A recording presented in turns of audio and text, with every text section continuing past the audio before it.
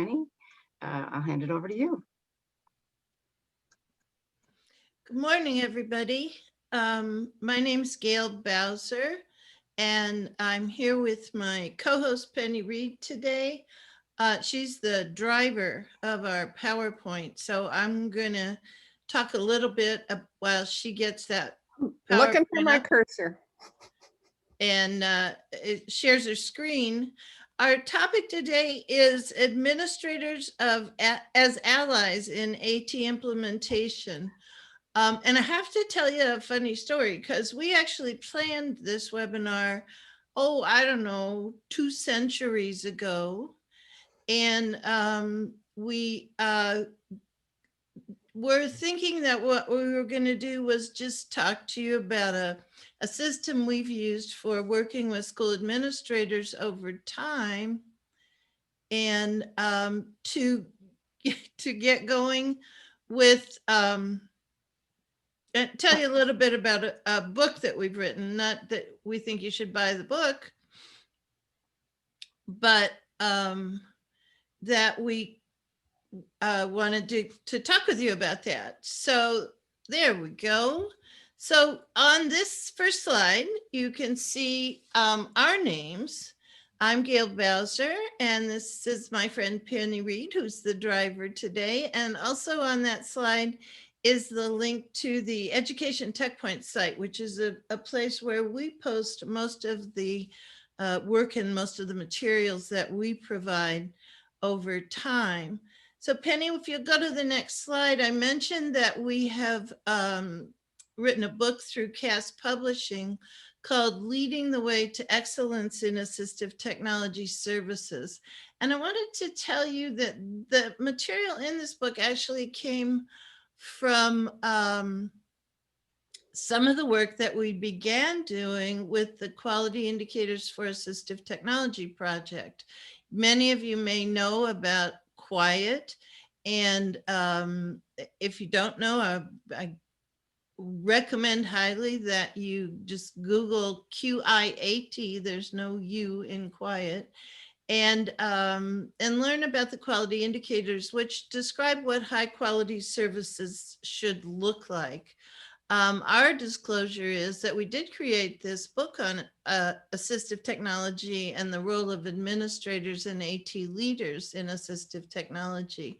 But one of the things that's happened since we began to plan for this webinar is that the whole world changed. So this book is about, I don't know, 2 or 3 years old.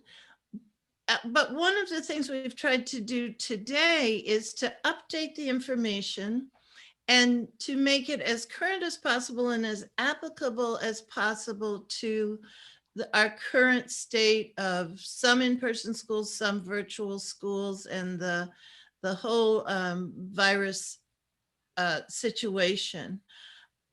I actually think that some of those ideas are going to carry over after we're all back to in-person schools. So I'm excited to share some of the things we've been learning about how to do virtual schools with you from the perspective of a school administrator.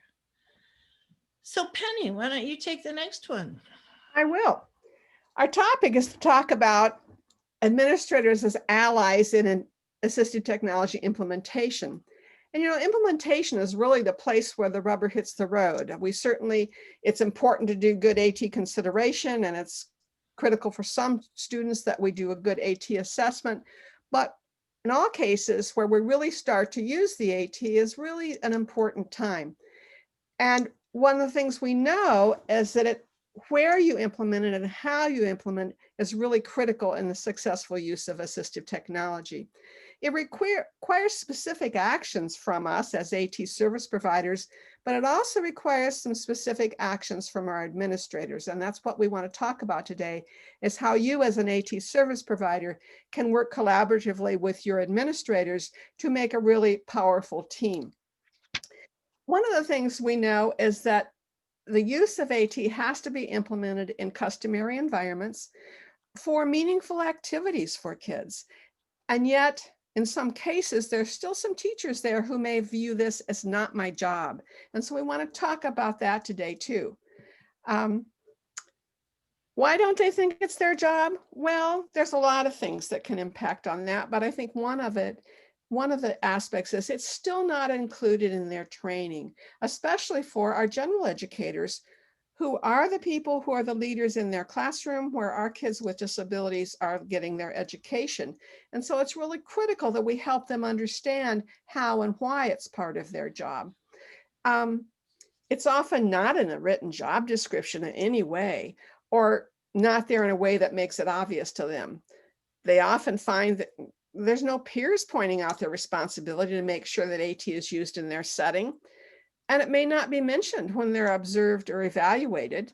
And yet these are critical things that shape our performance as teachers. They may not be directed to implement by an administrator. You as an AT service provider may be trying everything you can think of, from training to pleading, to get them to use the assistive technology, but it may not happen. And sometimes when you try to do training, an administrator doesn't see that as critical, and so it doesn't happen. So we really need our administrators to be our allies. You know, it's really important that we need to change the teacher's behavior by changing the environment in which they function. And we want to talk about how we do that, although, oops, everything has changed due to the pandemic. We want to recognize that, but you know, it might be the opportunity to be creative, because only administrators can change the environment in the way that is needed. We have a role for you too, but we want you to work with your administrators. Gail's going to help us look at the ways we can work with them to help them understand and embrace their role in relation to AT. You know, one of the things that happened with the pandemic was that any teacher who was working face-to-face with kids was faced with a new challenge of making their instruction more accessible than ever before to students with disabilities. Because if a student was in a classroom with them face-to-face, they could actually you know, at least imagine that the student was getting information, was receiving benefit from the instruction.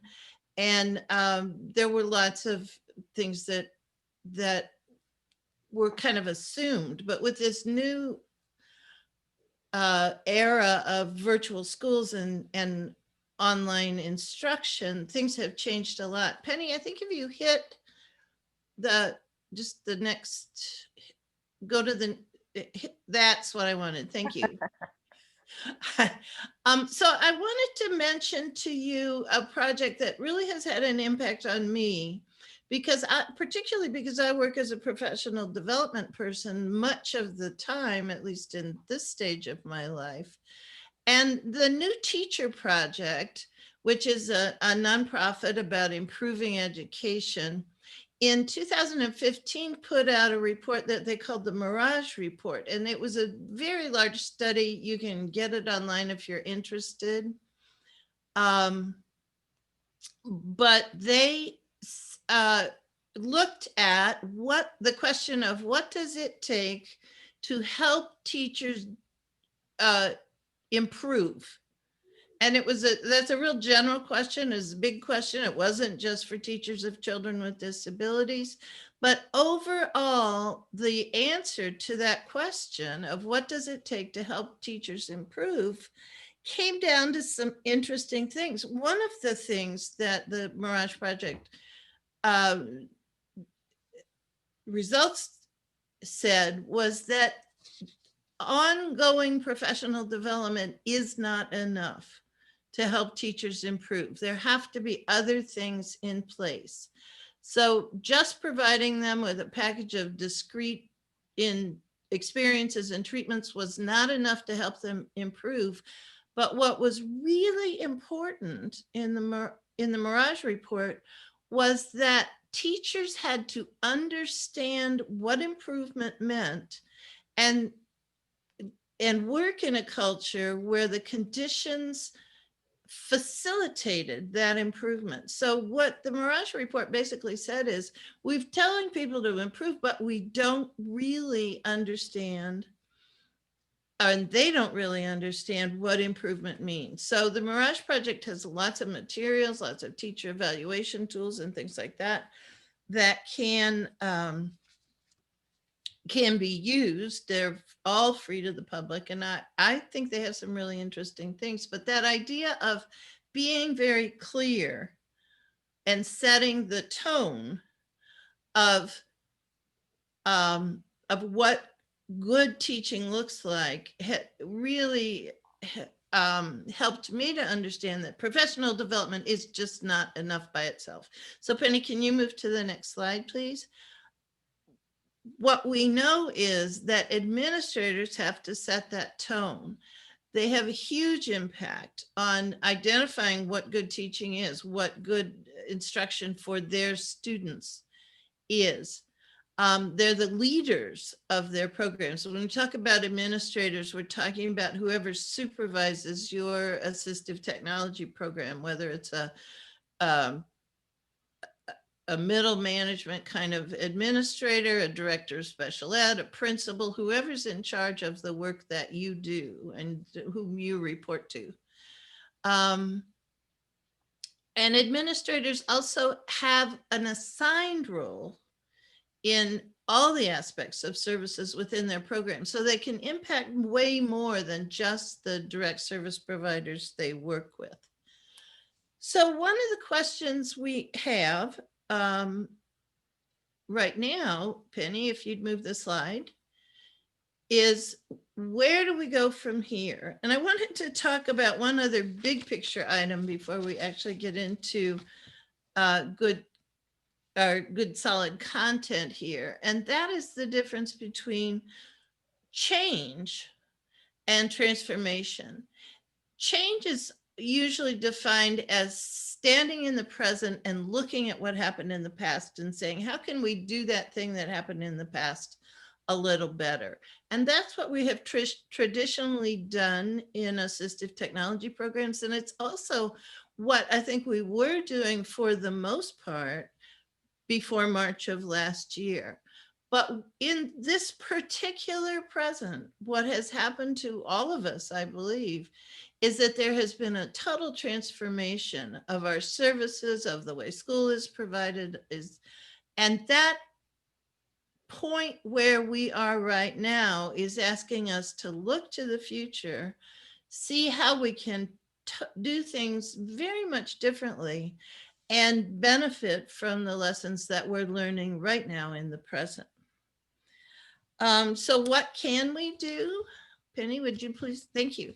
So what can an AT service provider do? Well, there's some general things, and then we're going to get into way more specifics in a minute. We can keep administrators informed about assistive technology. We can tell them what we're doing and how things are going. We can help identify ways that we need their help. One of the things I often recommend to assistive technology teams is find some ways that your administrator can help you so that they understand where you're headed and then may be able to impact what you're doing. We can help them understand their roles, and we can engage our supervisors, our administrators, in changing the environment. Now, we all had a change that was really big. So that has been taken care of. There are one of the things in the book that's kind of a theme that we wanted to make sure you understood about is that there are two types of leaders in any AT service delivery. We've been talking about assigned leaders, people like principals and directors of special ed who have responsibility to be leaders. But you also are leaders in your assistive technology role because you generally hold a vision for where you want to go and what you want to do. If you're interested in this concept, there's a book by Nordhaus which talks about these two types of leaders as assigned leaders and emergent leaders. In our work today, what we're going to do is talk about assigned leaders, who are the principals, and then we're going to talk about AT leaders, which for many of you will be your role. So Penny, let's take a closer look at leadership. Well, as Gayl and I did our research in preparing to do our writing, we read a lot about leadership and education. And we found some themes that were repeated over and over and over. Leithwood, Harris, and Hopkins turned out to be writers and researchers of hundreds of studies that really resonated with us as we read them, because they said in many different ways that almost all successful leaders draw on the same set of basic practices. And they organized it into these 4 categories: building a vision and setting direction for the program, whatever that program might be, then doing the management tasks to keep it running, understanding and developing the individuals that work in that program that they supervise, and then as needed, redesigning the organization. So these are the key principles that we've looked at in leadership in the area of assistive technology. One of the things it said to us is that both administrators and AT leaders not only can work together, but need to work together to develop and maintain and improve AT services, that neither one alone can really make it happen. And if you are an AT leader who's been struggling to make some changes that need to happen, and you have this opportunity now to transform your services into something even better, then you need to work with an administrator, the administrator, who can help you with that influence. It can really help staff and students and families all develop a vision of what AT use could be and should be, and communicate it widely. I mean, you can't be the only one with that vision, or it doesn't work. It has to be shared. Also, working together, you can support your staff who are using AT to improve the education of students with disabilities. In many cases, you are the equal to that teacher or that other therapist who needs to do something differently. And so you need the support of an administrator who is not their equal, but is their supervisor, to help make these things happen. And we'll give you some real specific examples. But only the assigned leader, the administrator, can really develop a culture where AT is valued and used. And they can help you facilitate collaboration between different individuals, different departments. Things that you may have been working hard to do for a long time can be much easier when you're doing it in partnership with an administrator. And I want to start by looking first at vision. You know, the vision of what AT can be is one of our most important tools. We need it to be a vision that dispels some of the misconceptions that keep tripping us up and holding us back year after year. And the first one is always that misconception that all AT is expensive. We know there are still some items that are quite expensive, but oh my goodness, we are so lucky today to have so many things that are free or very low cost and are readily available. We also have to dispel the misconception that it's only for students with more severe disabilities. So many of our tools are right there for our students with high incidence disabilities who struggle with reading and writing, and we can make a big difference for them. And I still hear that thing that drives me crazy, that AT is cheating. We really have to get rid of that and help people understand what an important tool AT can be for the student. And finally, the one that impacts your role so much is the fact that AT is not the job of an expert. You know, we started there many years ago and it was, but we cannot leave it that way today, because it really has to be a part of the role of everybody who works with that student in some way.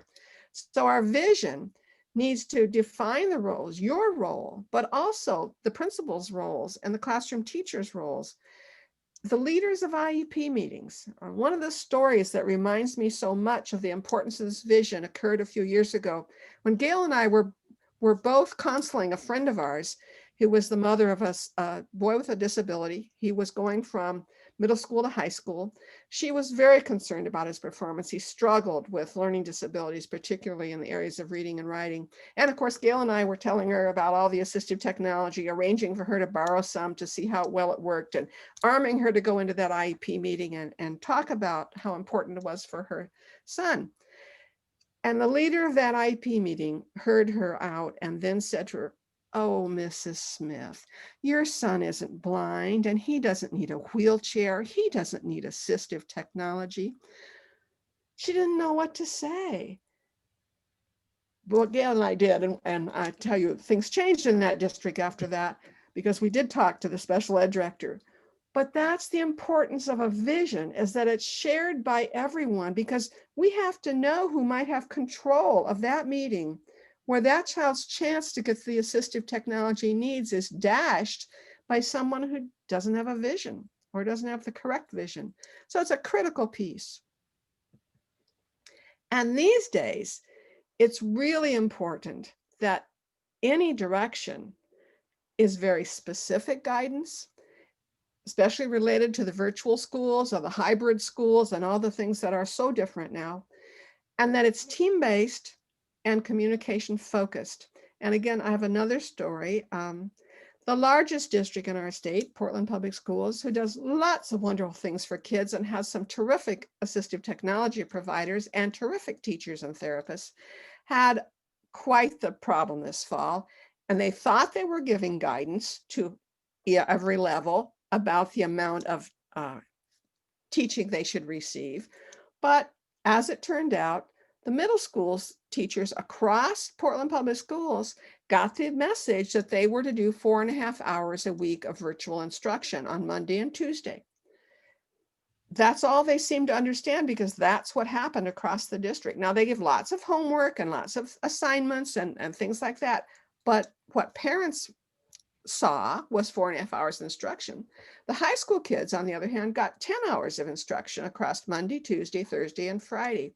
And oh my gosh, it hit the news. It was on the TV. It was on the newspapers. And, you know, it's never great when we have to go about change in that way. And what the administration meant to say was, well, you need to do 4.5 hours of instruction on Monday and Tuesday. And on Thursday and Friday, you can use that for small groups and for meeting with individual students. You can have your online office hours, but make sure you have more contact than just that 4.5 hours. That didn't happen well. It has been fixed. It is better. But what happened there was clearly that there were not members in the team who made that decision that represented or communicated with the middle school teachers. The communication it might have been rapid, but it was not accurate or clear for all the people out there. So in times of change, we really have to work on this. One of the things that I love to do when I have questions, particularly about transformational changes like we've been through, is to go to the quiet list and ask questions about how things are going for people. And the quiet list, if you're not familiar with it, is over 5,000 people now. So you got quite a think tank going if you ask questions of the quiet list. One of the things that I asked early on in April of last year was, what kind of guidance are you getting for your virtual services? And this is one of the quotes that came back, which was, the only guidance we have gotten is just do your best. I have a couple other quotes. One group said, we plan to use several primary online platforms for instructional delivery, including Schoology, Zoom, ClassDojo, and others. We'll use Zoom for classroom instruction, in small group. Course grade level specific applications will be continued to be used in enhancing engagement, creativity, and productivity. So two different, very different sets of guidance. And then in one district, a very large district that I work with, the guidance was families get to choose virtual or face-to-face instruction for their children on a daily basis. So you can see that many of the guidance things that we did right at first, we did, I think maybe with good intention of some sort, but it didn't work out too well. So the American Association of School Administrators began to give us guidance at a much higher level. And what we discovered with our virtual services is that we really needed administrative involvement in our services, and particularly for specialty areas like assistive technology, like related services. For those of you who are related service providers, we needed very specific direction from our school administrators. And the American Association of School Administrators really focused on the fact that everyone needs to be a part of the discussion. The best plans will be the ones that are developed with everyone's understanding and consensus. So it will help remove uncertainty and fear. I really liked that quote. And I think we're learning that over time, but many of us are still kind of stuck in our school silo, even though we're asking parents to be involved in ways they've never been involved before. I wanted to give you a picture of a couple of different state level documents that I've run across that really address this issue of specific guidance. The Kansas Continuous Learning Task Force put out this document, which gives specific guidance for educators in what virtual schools should look like. And what I like about it is that it was developed by one of those task forces that had multiple players. Specialty areas were represented on this task force, as well as parents, as well as school administrators, as well as people like food service administrators and things like that. So that's a lovely document. It is kind of a general document. Oregon has provided another document called Ensuring Equity and Access, and it is specific to students who are at risk for having unequal services. It has specific guidance, a fair amount of specific guidance about how to provide services for students with disabilities. It's about I don't know, a quarter of this document addresses students with disabilities. Now, you can't follow some other states' guidance. So we all hopefully have guidance from our states. But if you're looking for ways to think about things, I think that both of these documents can be valuable resources to you. And you see the links on the page there, or you can just Google the titles and they come up easily. So Gayl mentioned earlier that we're looking at two types of leaders, the assigned leaders and the AT leaders. As an AT leader, one of the things you can do is really recruit the support of your assigned leader. What does support look like to you? What does it feel like? What do you need from that administrator? And the things we've talked about so far, what popped into your head? Do you have a time when you can report regularly to your administrator and talk about what you're doing and what role she might play to help you? It helps if you can analyze some data, you have it, you share it. Who's doing what? Where's our greatest need? What kind of training needs are out there? Where is it really going well? And why? If you can share those kinds of things with your assigned leader, you can help bring her along to understand her role and how she can help. So discussing just specific goals and activities and how you can support each other is really important. You know, you can suggest outreach activities too, where she or he might be able to help you with other parts of your agency or other agencies. We certainly know that we have lots of interaction with our instructional technology department.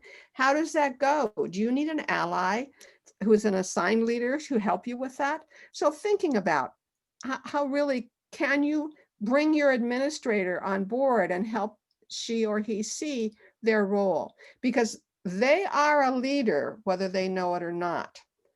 So administrators really set the tone. They set the climate for what goes on in their program or their building.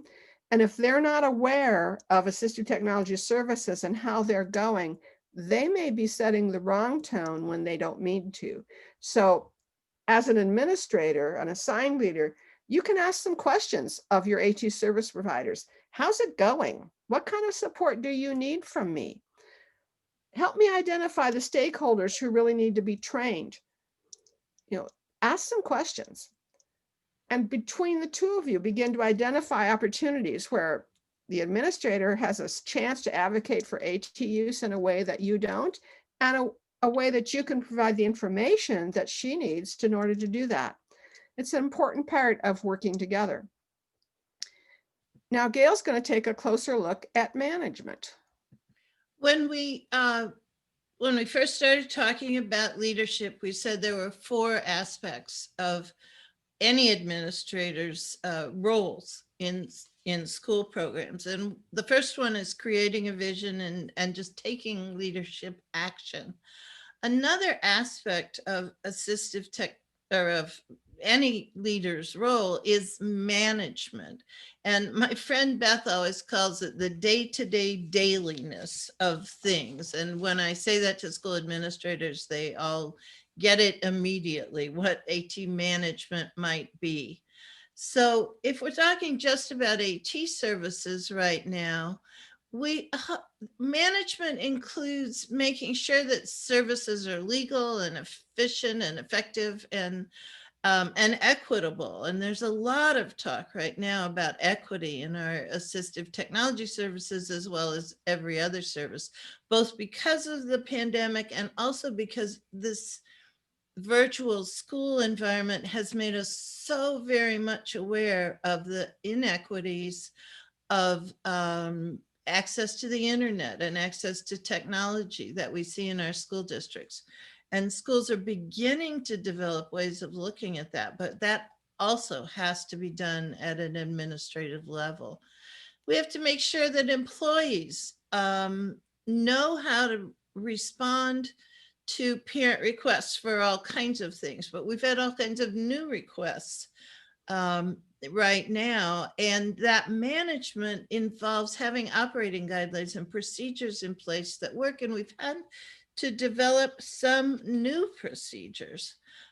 For instance, I talked yesterday with a school district where they've had some parents request that the one-to-one aide that worked with their child at school be sent into the home to do that same one-to-one work. And that, that's a policy, a procedure that has to be school-wide for a number of reasons. One of which is the liability in terms of the dangers for staff getting ill, but also all kinds of other liability issues. A good manager makes sure that the staff use data to make ADT decisions. And one of the things that I see is us struggling right now to try and define is, how do we collect data about all the new things we're doing? What data is going to be useful? What's going to tell us how it's working?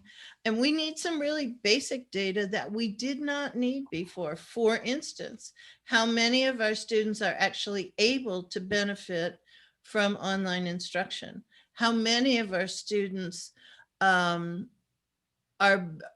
benefiting from packet kinds of materials or virtual curricula? We need data that we never had to collect before, associated in the end with high stakes assessments, state assessments and things like that. But that's all new data that we're having to collect. Management also involves budgeting and making funds available, and also involves making sure that IEPs are implemented. So those are all aspects of management, whether we're talking about traditional school or virtual school. The next aspect of one of the big aspects, one of the big parts of that is operating guidelines, making sure that we had operating guidelines. And we have had to make lots of adjustments in our operating guidelines. So let's look at a list of operating guidelines in the next slide that we needed to adjust in terms of what we do. So Penny gave you an example of an operating guideline that we had to develop, or that your schools had to develop, in terms of definitions of what instruction really is. Some districts have made rules about the requirement for the number of student contacts per week. I know my granddaughters go to a school district where that's a requirement, that teachers track how many times they actually see a student. And then there are red flags that come up if they don't actually see the student in a particular length of time. We had to define what work was. We had to redefine what work was and talk about how much time spent at work, and how do we know as teachers whether we're actually spending enough time. Do we have to sit at a table in front of a computer for 8 hours a day, or what are the rules about that?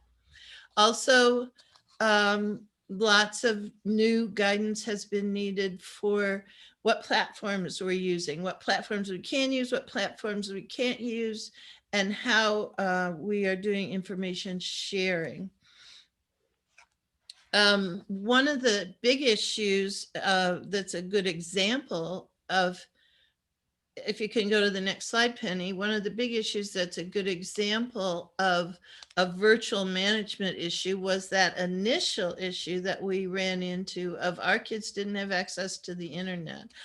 I live in a very rural area where only about well, less than half of the students in my school district had access to the internet, because we live in the mountains and it just wasn't there.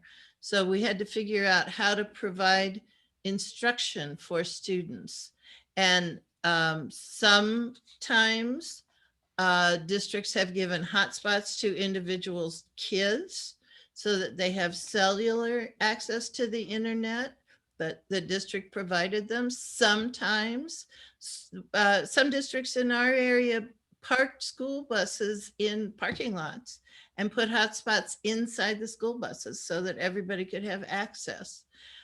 We also got donations from local internet providers who said, yeah, we're just going to give everybody in that area internet access for whatever period of time we need to do it. So if we can, yeah. But you as leaders, you as assistive technology leaders also have a responsibility. That when I think about all the management things that assigned administrators, assigned leaders had to do in terms of assistive technology, it's no wonder that we have felt like we were constantly behind in our service provision. So as people who provide AT services, here's a list of things that we might be able to do to make sure that our leaders and that we can run programs that are going to be effective for our students. And you can see that's a kind of a parallel list. We talked about data earlier. As AT leaders, I think we have to provide the data about which platforms are accessible to which students in our district, collect any data that's built into a particular platform that our district is using. One of the big curriculum management systems that is being used in Oregon is really not very accessible to kids with reading disabilities. So we're having to figure out workarounds for that, but it's critical that our administrators know that, and really critical if we're thinking about purchasing a curriculum management system. So actions that administrators can take, ensure that current processes are legal, that we develop operating guidelines. We've kind of been through most of these already. I think the one that most strikes me here on this slide is ensuring accountability for AT services by working with AT leaders to use cost-effective acquisition strategies and make sure that we have accessible technology. Um, so Penny's going to take a look at supervision, which is the third aspect of assistive technology services. Well, and it's an important one because we need to start out with the recruitment, how we advertise the job, how we interview, that we let people know right away that managing technology is part of your job, whether you're a general education teacher, a special education teacher, or some other role in the school. But we need to include in our recruitment information about that need and ensure that staff really understand that AT is part of fulfilling their role. We can ask that in questions, we can help them figure it out, but we want to look at seeking those people who demonstrate an interest in making assistive technology usable, so that we can ensure that everyone understands their role. Just in your recruiting, if we mention the use of technology in recruitment materials, how about in our interview? It's a reasonable question to ask an applicant for a fourth grade teaching job. Suppose you have 2 or more students in your class who are reading at the first grade level or the low second grade level. What steps would you take to support their learning? But what you expect in their answer is the key there. Do they ever talk about using some kind of assistive technology where appropriate? I mean, I'd want them to know good strategies for teaching. That's important too. But I wouldn't want to hire the teacher who never once mentions technology and how it might help. The other thing we can do is to let the universities who train most of the teachers we hire know that this is an important piece, because it's more likely then to be part of their training. I just want to take a second to step back and say we need to remind our administrators and all of our teachers that it's the whole public agency that's responsible for assistive technology. It's not just the AT department, but each public agency has to ensure that the AT devices and services, if they're needed, are made available. And I took just a second to write out that description of AT devices in a way that maybe will make you step back and look at it, because it's not just a sentence across the page. But it doesn't matter what kind of tool it is, and it doesn't matter where it comes from. The important part is that it increases, maintains, or improves the functional capability. So our teachers in the classrooms need to know, one, when a student needs help because their functional capabilities are holding them back, but also needs to be part of decision-making and figuring out what might work. We have smartphones, we have voice recognition software, we have virtual dictionaries, we have so many things now that are right there that don't require an outlay of money, but they do require that the staff in the school recognize when it might be helpful. So the point is they need to understand this. And we certainly need for our administrators to be always monitoring the staff performance in relationship to assistive technology. Just kind of have their antenna up for what happens. They can listen for knowledgeable discussions and certainly be alert if they're hearing negative comments about assistive technology or what's being asked of them or the AT service provider or what's going on. We need our principals and our special ed directors to be aware of these things and to realize the opportunity they have to be helpful here. And then during classroom observations, to look for signs that AT is available and used. Believe me, it spreads quickly through school. When Mrs. Smith asks to see how those kids are doing that have assistive technology in their IEP, I want to see what they're doing with it. Oh my goodness. More people will be prepared for their observation when that happens. And it's not unreasonable to ask this. If you look at things like the ISTE standards for teachers, International Society for Technology and Education, they're talking about all technology, but it's inclusive of assistive technology. If you look at Standard 6 and subsection 6B, manage the use of technology and student learning strategies in digital platforms, virtual environments, etc. There's no way AT doesn't fit in there. But we have to make sure that the person who's doing the supervising communicates that expectation to your teachers, that in fact it's seen as part of that. And this is important. Supervision is a powerful relationship. I love this little research study by O'Dwyer, Russell, and Bebel, because they looked at all different things like being trained on the technology that you're asked to use, having the right software, knowing how to troubleshoot when you have a problem. You know what the single most important factor is? That your supervisor expects you to use it. It's more powerful than any of those other items. This research was about instructional technology, but it applies absolutely to assistive technology too. You know, our teacher assessment and evaluation strategies these days usually have a core purpose to strengthen the students' knowledge and have them change their attitudes, their classroom practices. It often includes some kind of a self-assessment where the principal or the assistant principal or whoever's doing the supervision sits down with the teacher and helps them develop their professional growth goals. I certainly did that as a supervisor. And I know that I influenced some of those goals as I talked to someone about what I had seen and what I thought would be valuable for the students that would be in their class this coming year. It's a good place where that supervisor has a wonderful opportunity to influence the teacher to realize that role and to have some goals to strengthen their knowledge and their accomplishments. We do need to provide some training for teachers and administrators about AT, certainly the definitions I just talked about and the school district's responsibility, but also these other things, how to participate effectively in AT consideration, who to contact within the building or district when you have questions. These are things that really are critical to people being successful. Some of the adjustments this year have been about professional development guidelines and what's changed and how are you being held accountable, as Gayl talked about in management. Guidelines for the licensed related service providers, and how do we know how much time we're supposed to spend with a child? Do we implement the IEP with exactly the number of minutes that we stated when we wrote it last year?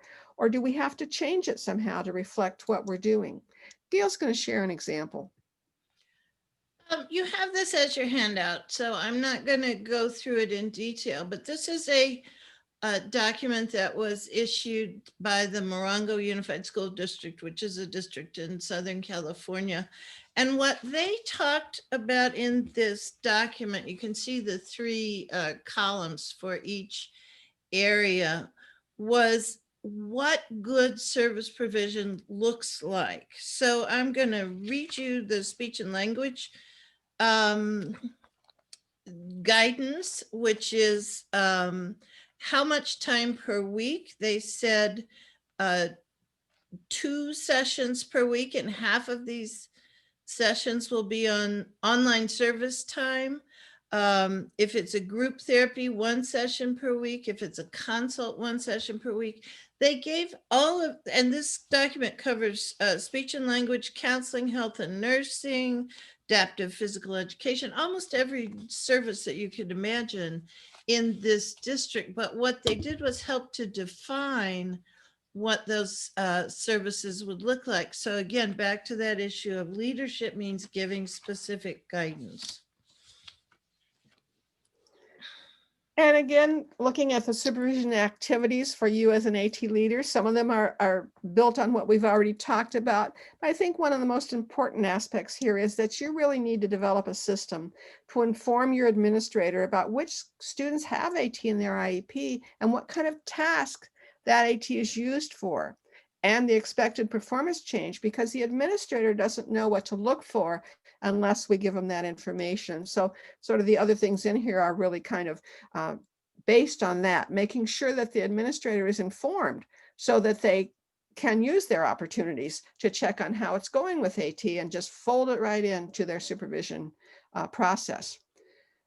If you're an administrator watching this, you can really work with your AT leader and ask for that information. Find out what the staff is doing and how you can be helpful. Look at your own hiring practices and seek some specific questions or comments or things to look for from the AT leaders. You can review your forms for staff evaluation and see where it fits. Because when I look at the typical staff observation or evaluation form, I can almost always find a place where their use of AT can be part of that kind of example. I don't usually have to make it outside of that. It usually fits in somewhere. Gail's going to take a closer look at our final section, which is about ongoing program improvement and advocacy. So it's kind of a constant theme right now. How can we improve what's going on? And what's going on is so very different for many of us. Even if we do have face-to-face schools, I'm hearing from many service providers that they aren't allowed into the face-to-face schools because they can't travel between multiple schools. They're not part of the cohort. So this is a list out of the book where we talk about advocating for AT services, developing long-range plans, using research-based program improvement strategies, and integrating AT into strategic plans. All of those things are important, and I think in the long run make the huge difference for us. But many of them, I think, are falling by the wayside right now because there just isn't, we're still figuring out what it is we would evaluate if we did evaluate. What we know from improvement science is that there are two types of knowledge that are needed to change how things are done in a program and to improve how things are done in a program. Basic knowledge, as defined by the improvement science people, means comes from experimental research. So many of you might think of it as evidence-based practice information, or research-based practice information. But the profound knowledge that we really need on a day-to-day basis right now comes from knowledge of your own organization and how things work in your particular setting. I've worked with many, many assistive technology teams over the last several years. And it is that profound knowledge, that knowledge of your organization that makes work with each of those teams very unique and very different. One of the things that Denise and DaCosta and I have been doing in our Changing Roles of AT Teams workshops is to encourage teams, whether they're in the class or just teams that we're working with, to make some sort of a 3-year plan. Now, I recently had a conversation with somebody who said, we'd be lucky if we could plan for 2 years. So the 3-year plan option was chosen because we know that it takes about 3 years to make any kind of systemic change, unless you have a pandemic.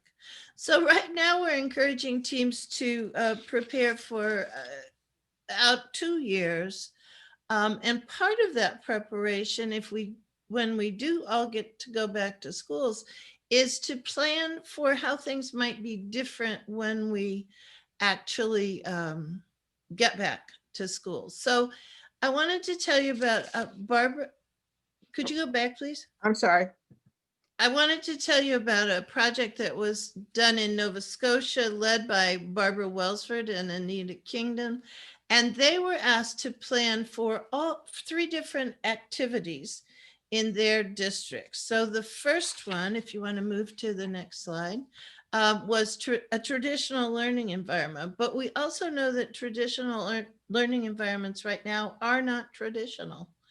As I said, related service providers can't go into many schools, even though that they were doing face-to-face services with kids. We need cleaning protocols and all kinds of health protocols that we didn't use before.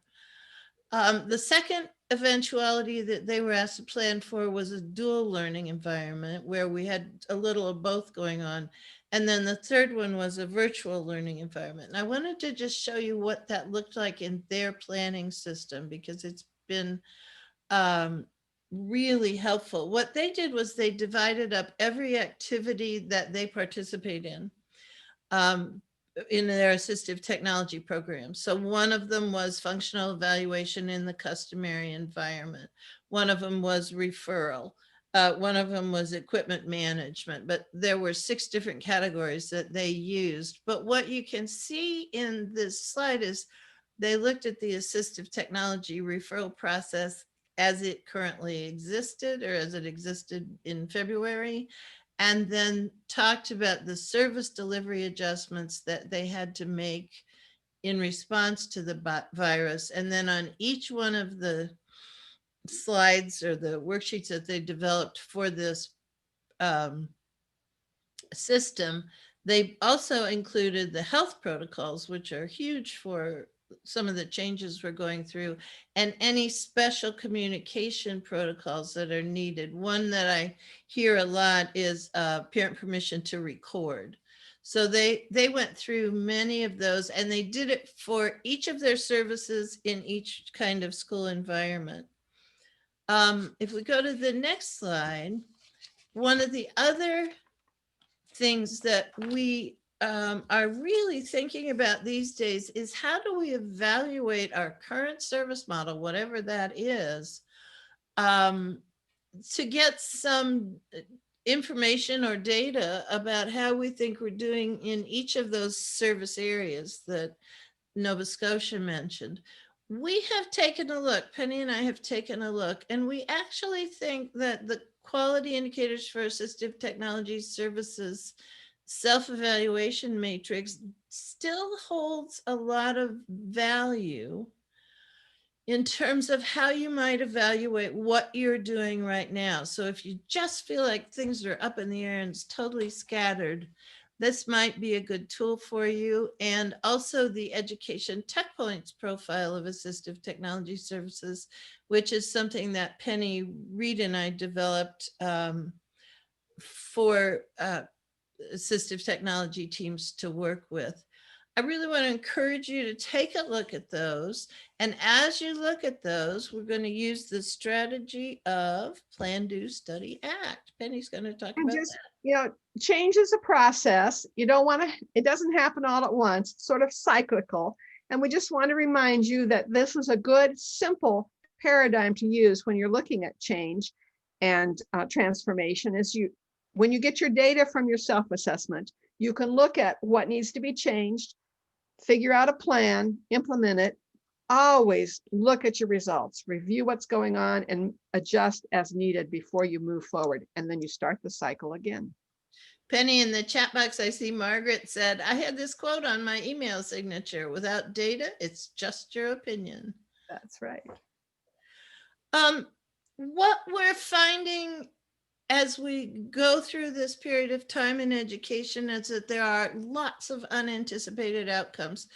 Many of our students are learning to follow schedules and manage their own time and gaining executive function skills I never imagined they were capable of, including my granddaughters. But they learned it so that they could participate in school, but even more so to see their friends. There are other anticipated outcomes. If you want to go to the next slide, we have more awareness of technology features in our You want to go back? Okay. In our administrators, in our teachers, all kinds of different places. And I'll leave you with this list because I don't want to run out of time, but increased teamwork, silos of expertise are collapsing. We have to work more together. This is a quote from a local school district where I am that talks about investing in equipment that they're going to use after the pandemic. So that's, I think, an important thing to think about is what will we do differently when this is all over? There are, as with every other category of assistive technology leadership, things that administrators can do, which is mostly right now, I think, to pay attention and design a system that really does allow us to look at what is happening right now with an eye to changing what is happening now to make it better, but also transforming our services in the future. As far as assistive technology leaders go, I think our main goal here, and all of these different bullets start with helping to do something. I think good communication, not only with your administrators, but with all your other departments and using outreach is just critical at this stage in time. So before we go today, we want to introduce you to the people who will be joining us in our next session.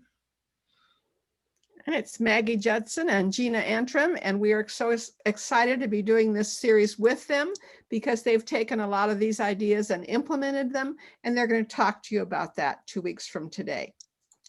Want to say hi? Yes, Hello, everyone. Hi. We're very excited to talk more about how the information Penny and Gayl have made available that they talked about today, how we took it and implemented it, the lessons that we've learned, and the things that we're seeing work in our organization. So we're excited to see everybody in 2 weeks. Thank you. We're looking forward to it. I hope you all can join us in 2 weeks. Maggie and Gina have the boots on the ground information that I think will help to